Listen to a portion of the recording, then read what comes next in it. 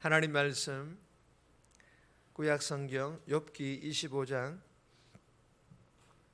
1절에서 26장 14절까지 구약성경 786페이지 구약성경 786페이지 욥기 25장 1절에서 26장 14절까지인데 합독은 25장 1절에서 5절까지 26장 14절 한 절만 합독하도록 하겠습니다.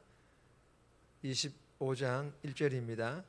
수아 사람 빌닷이 대답하여 이르되 하나님은 주권과 위엄을 가지셨고 높은 곳에서 화평을 베푸시느니라.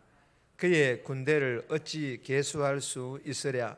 그가 비추는 광명을 받지 않은 자가 누구냐.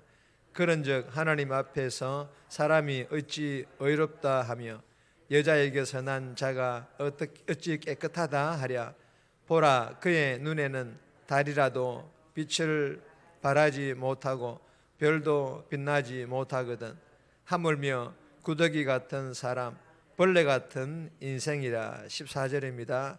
보라, 이런 것들은 그의 행사의 단편일 뿐이요 우리가 그에게서 들은 것도 속삭이는 소리일 뿐이니 그의 큰 능력의 우레소리를 누가 능히 헤아리랴. 아멘. 오늘 본문의 제목은 청량할 수 없는 하나님, 청량할 수 없는 하나님. 오늘 본문을 보면 욥의 친구인 빌닷이 전능하신 하나님의 그 위엄 앞에서 인간이 의로울 수 없다 이렇게 주장을 합니다.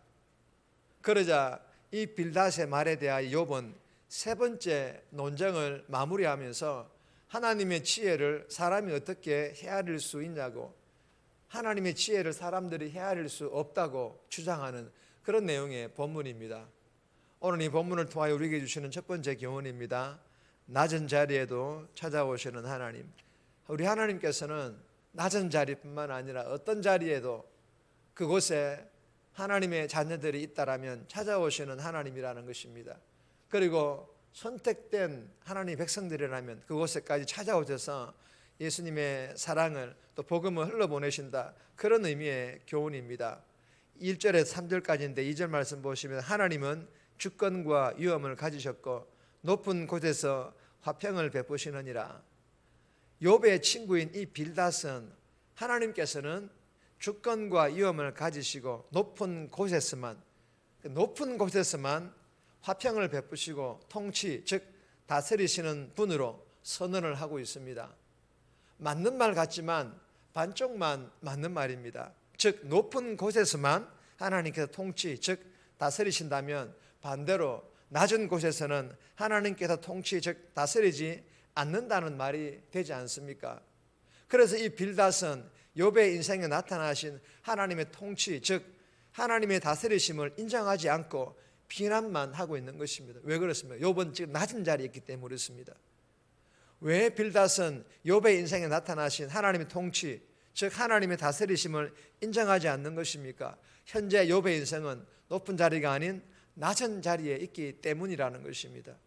여러분, 그래서 이 빌닷은 하나님이 어떤 분이신지를 제대로 잘 알지 못하는 무지함에 빠져서 낮고 낮은 인생 가운데 임재하시고 약하고 약한 인생 가운데서도 임재하실 뿐만 아니라 더 낮고 더 약한 인생, 즉 고통과 고난 가운데 빠져있는 그런 인생 가운데 하나님께서 직접 찾아오셔서 함께 하셨는데도 이 빌닷은 알지를 못한 것입니다.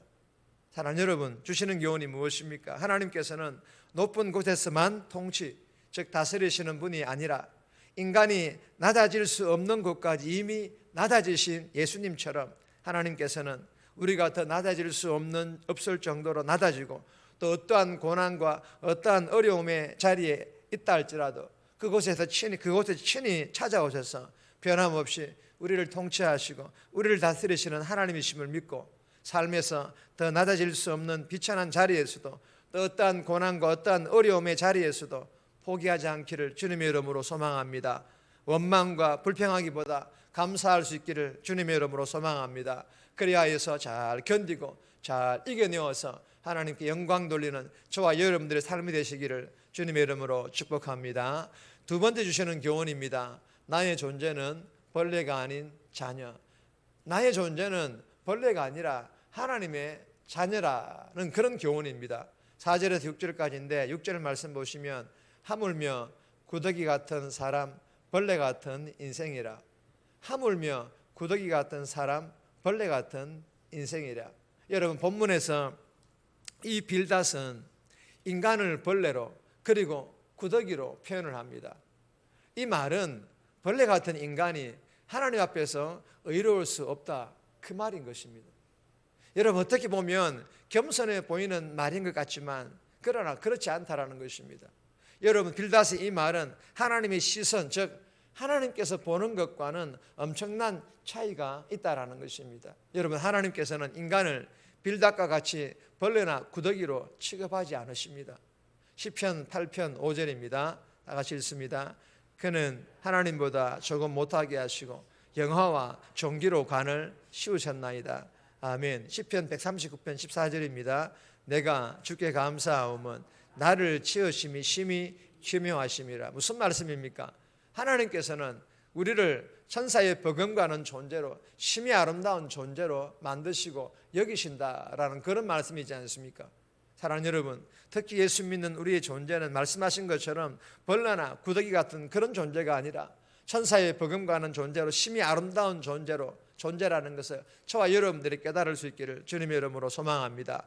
그리고 우리의 존재에 대하여 특별히 깨달아야 할 것이 있다면 하나님의 자녀라는 존재입니다. 하나님의 자녀예요. 이 사실을 삶에서 반드시 기억하여야만이 성령 안에서 예수님과의 교제를 통해 계속해서 하나님의 자녀로서의 그 합당한 삶을 살아갈 수가 있기 때문입니다. 우리가 이 주신 교훈을 마음판에 잘 새겨서 오늘 하루도 비록 연약하여 죄를 지어서 죄인된 모습으로 때로는 하나님 마음을 아프게 한다 할지라도 그럴 때 속히 회개할 수 있기를 바랍니다. 그리고 날마다 예배와 기도와 말씀 묵상을 통해서 예수님과 동행함으로 빛과 소금으로서의 삶, 하나님 자녀로서의 합당한 삶 살아갈 수 있기를 바라며 더불어 다른 사람